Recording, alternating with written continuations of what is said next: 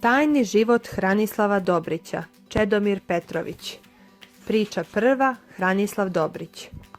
Da vam se predstavim, ja sam Hranislav Dobrić, čuvar u zoološkom vrtu. Ovdje sam preko 50 godina, pola veka. U penziju sam otišao pre par godina. Morao sam, po zakonu, ali sam ostao i dalje ovdje po ceo dan i noć. Zamole me ovi mlađi čuvari: Hranislave, molim te, zameni me noćas na dežurstvu. A zašto da ih ne zamenim kad ja ovdje i živim? U upravnoj zgradi imam jednu sobicu, a ovdje imam i najviše prijatelja. Svi stanovnici zoološkog vrta su moji najbolji drugovi. Znamo se tolike godine. Šali se moj upravnik sa mnom. Kaže: Hranislave, ti si najstariji ovdje. Jedino je starija od tebe gospođa Kornjača. I u pravu je, jer kornjače mogu da žive 100 godina, a neke vrste čak i do 300. Ovdje me svi vole i poštuju, jer ja znam sve o životinjama i pticama. A to je zato što mnogo čitam o njima. Ne postoji knjiga o bilo kojoj životinji, domaćoj ili divljoj, koju ja nisam pročitao.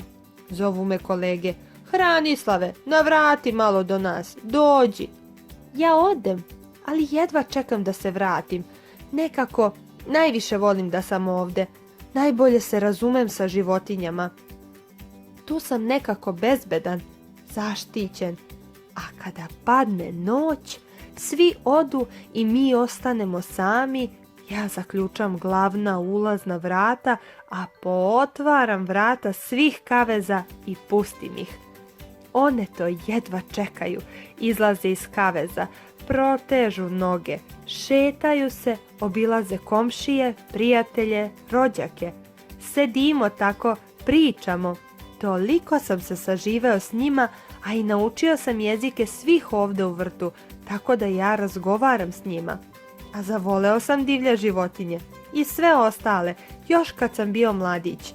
Gledao sam sve filmove o Tarzanu. Po nekoliko puta, znao sam ih napamet. Želeo sam da odem tamo, u Afriku, u džunglu i da živim s njima kao što je i Tarzan živeo.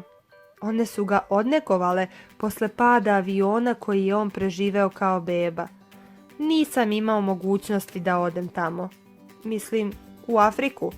Zato sam jedne noći krišom ostao i prespavao na klupi u zoološkom vrtu. Sutradan, kad su me pronašli, nisu znali šta će sa mnom. Ja sam znao. Zaposlio sam se u zoološkom vrtu i ceo život proveo sa životinjama. U početku, kad sam počeo da radim, bilo mi je teško da gledam sva ta stvorenja uhvaćena negde daleko i dovedena ovde. Imao sam potajnu želju da ih sve stavim u jedan veliki voz ili avion i da ih vratim natrag u džunglu. Naročito mi je bilo teško da slušam jednog starog lava koji je noću tako strašno i tužno rikao, kao da je hteo da mu glas preko dorćolskih krovova dospe do njegovih. Tamo, daleko, negde u afričku džunglu. A onda mi je moj upravnik rekao: Hranislave, pa svuda u svetu postoje zoološki vrtovi da bi ljudi, a naročito deca, mogli da vide životinje i da se upoznaju s njima. Hajde, neka bude tako. Ja ih hranim svakog dana. U kavezu su da bi se sačuvali posetioci. A ponekad dobro dođu te rešetke da se i životinje sačuvaju od posetilaca. Ima zlih ljudi koji hoće da ih muče. Šutiraju kavez, plaše ih. Kao što mi gledamo njih, tako i oni gledaju u nas. Vide nam u očima da li ih volimo ili ne. Ja ću vam govoriti o svojim prijateljima, a i o sebi. Upoznaćete i njihovu decu. Vidjet ćete da i oni uveče idu na spavanje, kao i vi. I njih mama i tata ušuškaju, uspavaju i čuvaju. I oni doručkuju, ručaju i večeraju kao i vi. Idu u školu, da, pričat ću vam o lavu Tozi, majmunu Trti, o plašljivom zeki Pegi, o gospodinu Kroki i gospođi Krokinici, o gospodinu Nilskom konju i njegovoj supruzi. Pričat ću vam o staroj gospođi Kornjači, gospođi Medinici i njenom mišku, o pevcu Ćiri i pevcu Spiri, o belom medvedu, mladom galebu, o vrapcima Kići i Tići i o staroj gospođi Sovi.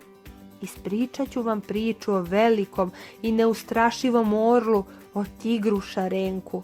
Govorit ću vam o svojim jedinim i najboljim prijateljima. Do sljedeće priče pozdravlja vas vaš Hranislav Dobrić, čuvar zoološkog vrta.